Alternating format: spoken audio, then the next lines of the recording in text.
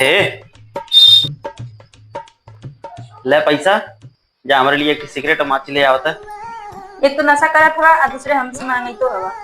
हमें नौकरानी समझ के रख लेवा का, हम ना जबानी। अरे ले 5 रुपया अपनाऊ खर्च कुछ ले ली है। ठीक है।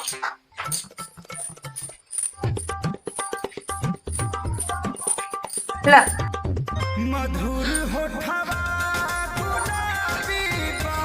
तो पिएबू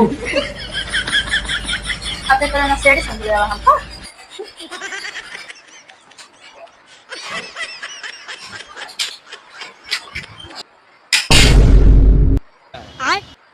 शाबाश बेटा, माचिस उठावत है। बहुत बढ़िया मुन्ना।